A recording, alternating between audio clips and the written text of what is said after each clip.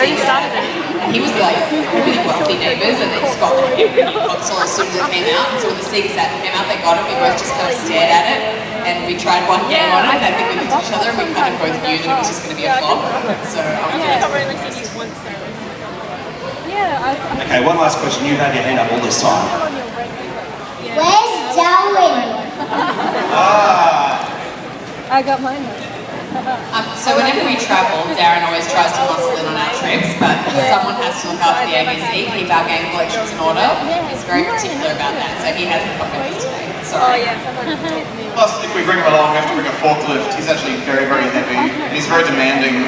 He wants everything perfect. If it's not perfect, then he just lays in the hotel room. You don't want to be involved in that. And he likes to blow things up, I've heard. So, ladies and gents, we've got a couple of questions from Peter and Georgie. Come on up. I'll hand it over to those two guys. Did you drive like straight after? This is my first ever time going to tutoring. So I just walked out to tutoring. We have a few questions organised, things that we ask our Facebook page, and a lot of you guys commented on the questions that you'd like asked. So I guess we'll hit right off into the questions. Do you enjoy doing anything else apart from gaming and computer games? Do you have any other hobbies? Yeah, so I'm really big into fantasy fiction, so I read a lot of fantasy novels. I have many bookshelves at home of books, and I like to draw a lot of fantasy characters that are my favorite series. I like archery as well. I'm not very good, but I think it just makes me feel really cool, and I can get an elf. I always choose archers and RPGs and games and things like that as well. And I just like traveling and going away and biking and stuff, and like real life spiral exploring. Mostly games for me. I don't have that many hobbies other than that because it's a big hobby, I guess, and job now. But I just bought an electronic bicycle recently, and I'm really obsessed with it. And it just getting accessories, and I've got a bit of a bad back, so like getting up hills is really hard on a normal bicycle. When you've got the power of electricity behind you, and to see all these people on their hardcore bikes, and they're going up the hill and they're really struggling, I just pop by, just throttling with my legs out like that. So yeah, I really like my bicycle, and I'm enjoying that, getting a bit of fitness. Because I spend a lot of time in the house in my dark room with my cats. Haven't heard the end of the electric bicycle lately. This is all he talks about. What does the daily life of Bajo and Hex consist of? Do you do anything special outside of life? Not a closet superhero, I wish I could say yes. So our day changes depending on our week shooting the show is basically Monday we have a big production meeting with everyone who works on the show, and we script read while the reviews that week. Tuesday we shoot all of the adult show, and Wednesday we shoot all of the sport point and some of the green screen and all that kind of stuff as well. And then on Thursday and Friday we stay home and play video games all day. We capture all of the gameplay footage as we play it, so that when we go and write the review, we can go back to those specific moments that we're talking about. So it's especially for games where we've created our own character, it makes the review really personal. We can kind of reference our own footage and things like that. And then we check the edit, all that kind of stuff. And then we start it all over again the next week. So our week is basically that. Over and over. Games, talking about games, writing about games. Cats. Start again.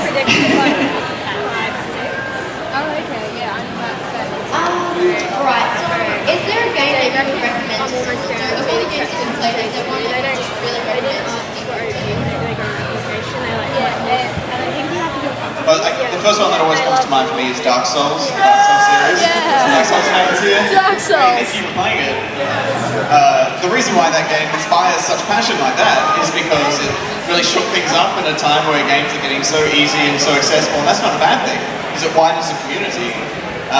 But this was a game which really made everyone have to stop and go, okay, how do I play this? It's a brutally difficult RPG in a world that's quite hard to describe. It's quite hard to describe love for Dark Souls in general. It's something that you just need to go and sit with for 10 hours, and you will cry, but then you will feel more reward. I don't think any other game means as much to me as Dark Souls. recommend games that give people a real adventure experience. So I recommend things like Skyrim, Assassin's Creed as well, so very much recommend. And I guess that also depends who I'm talking to, but someone who's a very new games, I want to recommend something that's a bit more accessible. I might say something like Fable. The Fable series is good because it's not too tough. You don't really die in that game. It's kind of just act life, that kind of thing. So yeah, it just really depends on who I'm talking to. But I always like to suggest games that really give me that sense of adventure.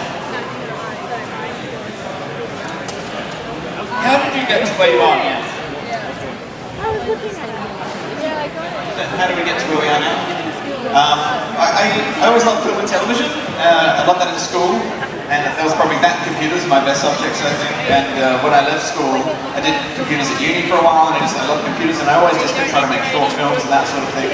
And then I moved to Sydney from Brisbane, and in Sydney there was a bit more opportunity for TV work in Brisbane at the time, and so I just tried really hard to get to TV wherever I could, and then suddenly a good game came up. It was an open call for an audition, basically on the forums, and it was kind of everything I loved in my life in one package. You know, it was making television and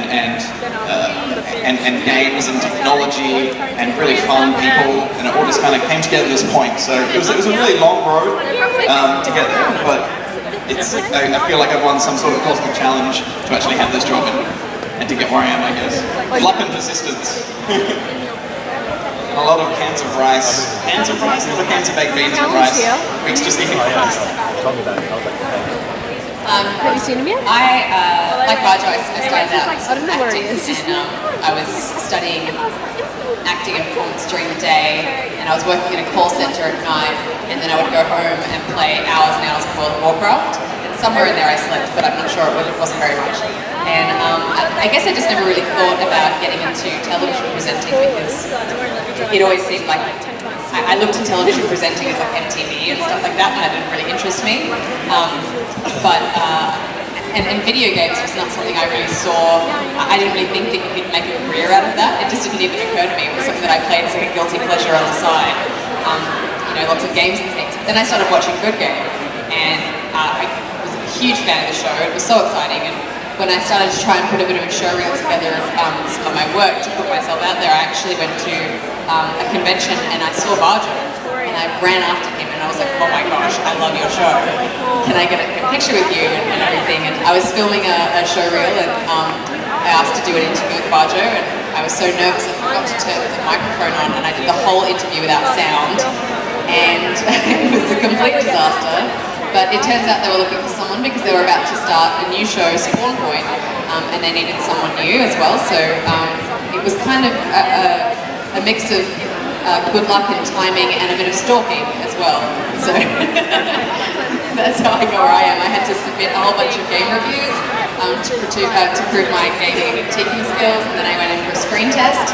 And it was like all of a sudden I was on my favourite show, and I couldn't believe it was happening, but it happened. And it's been 5 years now, hasn't it? 5 years talking about games with Bajo, so it's been great. We spend most of our weeks staring at each other's faces, talking about games. And on Tuesday morning, it's like, ready to stare at each other's face for 8 hours?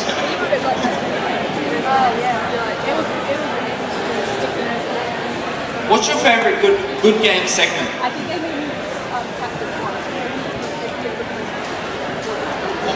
I think Ask Small Point on the kids show, I think, is the one where we have the most fun, because the letters that we get sent from the kids and adults as well, it's really fun just answering them, and people seem to latch on to certain things we do in the show. So at the moment it's kind of like people are putting their names as King of the Squid People, and so we always try and do some sort of squid salute to them, and I just love how everyone latches on to something like that, and then we try and think of fun ways to do it. So I think that because there's a huge element of improv and fun to have in that segment. I don't know if I have a favourite segment. I just really love, I really love our game reviews, particularly when we get into some really intense discussion. When we have a game that tries something really new, or maybe the subject matter is quite unique. and we get to really kind of talk about that. That's always really exciting for me. But we're in a really unique position as television presenters to be able to host an adult show and a children's show. So we get to talk about that really mature stuff and some of those, I suppose, darker concepts. And then the next day we get to be really silly and have fun and dress up in weird outfits and make strange noises of emoticon faces and things that people send in. So it's this wonderful duality. Sometimes we have to shoot both shows on the same day, and switching between the two can get a bit confusing. But yeah, it's really fun. Right, just to finish off the question that I was having before, is there a game that you just definitely would not recommend to anyone? There's been a few really, really awful games. There's a game called Desert Bus, where you just have to drive a bus forever. And some people just want to play it for the experience, but that's definitely I don't know what kind of person you have to be to enjoy a desert bus.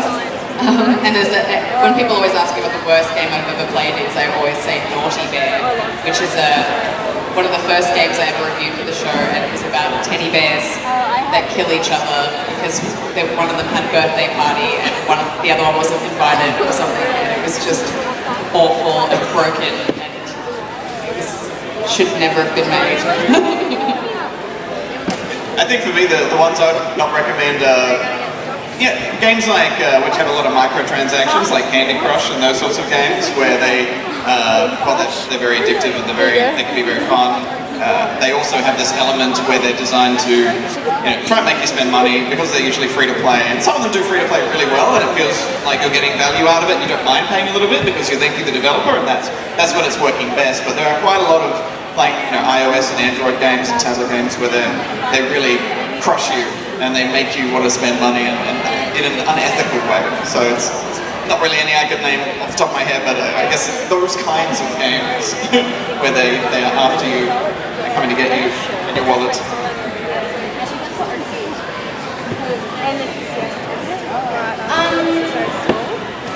Did you guys have any aspirations or job ideas that you wanted to follow before video came along?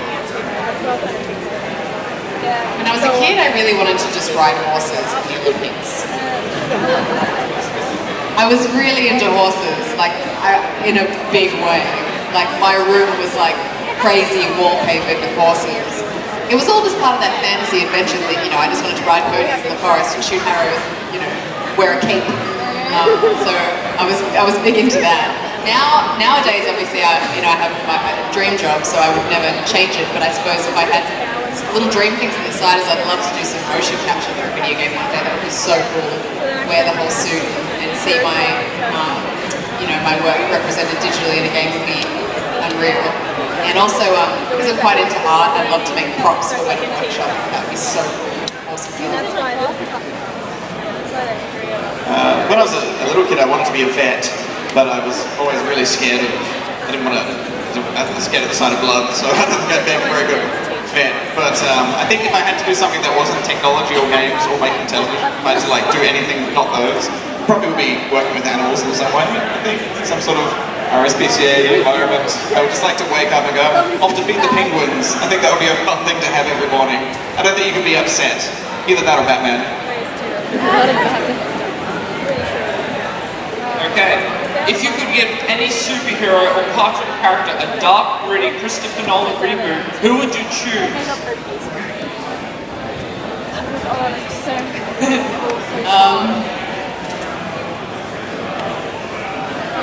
I'd like to see some kind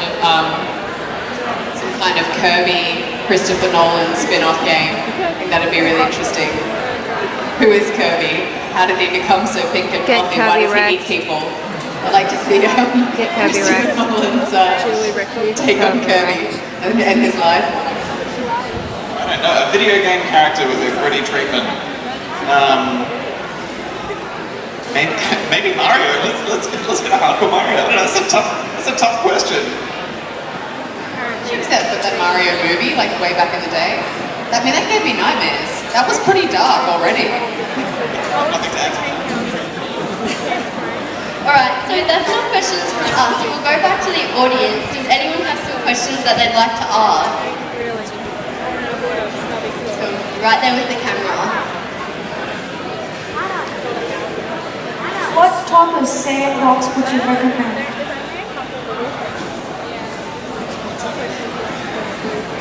What type would we recommend? Sandbox games we recommend? Well, I guess Minecraft is the ultimate sandbox game, right? Because you can build anything and do anything and create anything, and you can do it with friends.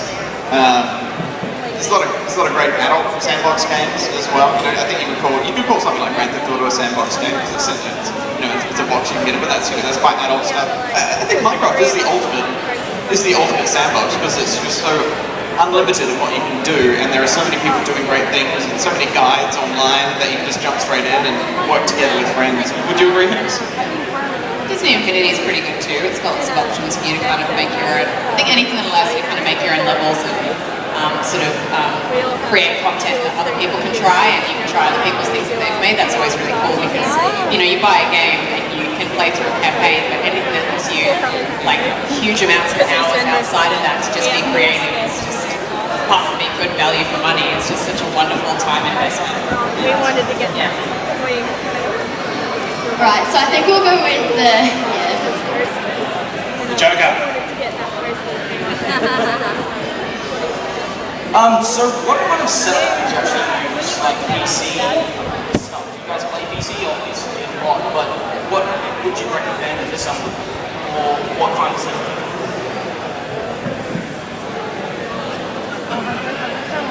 For PC gaming, I think it's a really exciting time because they're already ahead of what the consoles can do hardware-wise. That's not saying that the consoles won't have amazing-looking games in this generation, but PC is it hasn't plateaued really. It just keeps getting bigger and bigger.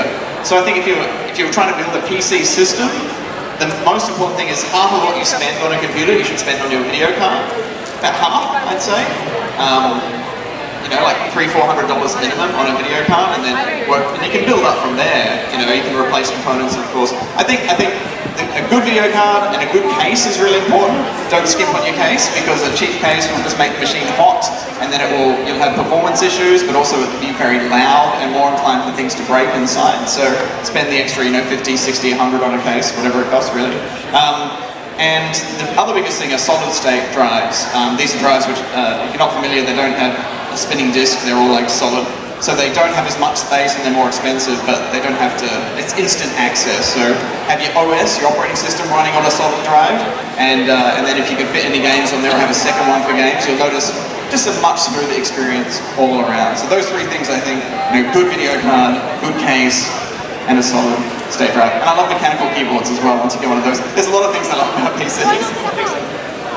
I think as well, my advice for anyone who's looking to get into PC gaming but is just a little bit uncertain about building their own PC, all you need is just to find a friend or someone who knows their way around it to show you how it all fits together. Because I remember, I put it off for so long, so I was like, I had no idea, when I was younger and I was in high school, where to start. But once you kind of build a PC, you'll realize that everything just kind of slots into its own spot, and then you buy, a power supply will supply power to all of those components. And once you have the knowledge of how to kind of put all that together, then you can just go swapping out the parts that you need to build it, make it better and faster as games come out that require those higher specs. And it's just so freeing to be able to do that, to have the knowledge and the power to be able to kind of just kind of go upgrading it piece by piece. Whereas when you buy a console, obviously, like, it's great because it'll run any game that comes on it. But you're set at that performance level, and PC is just, it keeps going up and up. So yeah, you just need that one friend to show you how it all works once, twice, tops, and then I guarantee you'll be able to do it yourself. It's great. Because I like talking about PCs a lot, I want to add one more thing. Also, water cooling is actually not that bad, not that hard to do anymore. Like a water-cooled CPU, you can get these kits and they're actually quite easy to install and they're not going to break.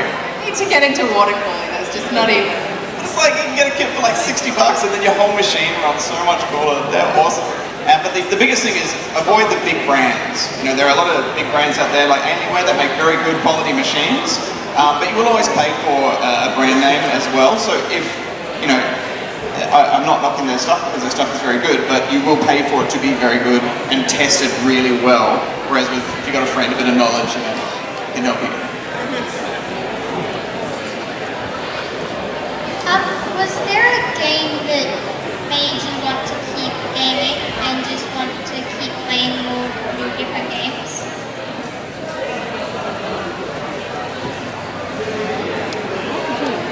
So the first game that I ever really fell in love with was actually a text-based RPG. It was a MUD, which stands for Multi-User Dungeon. And the reason why I played that was because my parents, I might have mentioned, they didn't let me play video games when I was younger. We had no consoles or anything like that. But a text-based game that I could just load up on Dad's PC and actually know that it was a video game that I was playing. So I kind of was a bit sneaky like that. But it was basically like, it was kind of like collectively writing a book online with a whole bunch of different people where everyone had written character descriptions and each room had its own description. It was kind of a little bit like Dungeons and Dragons, I suppose, but it was just so imaginative and so exciting. I just got so addicted to it so quickly, and it was the first time I ever really felt that sense of escapism, of being in another world and playing with other people, and I just loved it. I just loved gaming from that point forward. For me, it was it was just normal Pac-Man actually, a handheld, this little orange thing. This was in 1986. This was the first time I played it, and just something about it, the colours and the challenge and the noise. I played that console more than most games I've played today. This little handheld thing, and I was in from that point. Everything about it. Okay, folks, we do have to wrap up things, but before we do go, I've heard a little bit of a rumour, okay? First of all, Bajo and Hex are going to be at the stand just over there from 3 o'clock, doing signings, okay, and photos and everything. Before we do go, though, I've heard this big rumour that there is going to be a new video game starring both of you, as well as Darren. From what I've heard, Darren will be up on the top of the scaffold, taking Hex. Actually, no, he'll be taking Bajo up to the top, throwing barrels, firing barrels down. And Hex is the one that rescues Bajo. Is that correct? I want to say yes. I want it to happen. Let's do a Kickstarter. Let's get it going. I like the idea of Bajo being the damsel. I feel like that's correct and accurate. Yes, you would have to wear a dress, and I would have an epic sword, and it would be awesome. No. Well, once we hope to make a game at some point on the show, we'd love to be able to do that, and like some kind of special. It's just about finding the time and all that kind of stuff. We've never really had much experience making games, really. We just play lots and lots of them, so I think that's definitely on the bucket list for us. Ladies and gentlemen, please thank Bajo and Hex, as well as Peter and Georgie. And another one or two, they'll be over at the stand just over on the corner there from 3 o'clock, so stick around, have a bit of fun, get a couple of photos, and maybe even buy some cupcakes. I saw some cupcakes there before.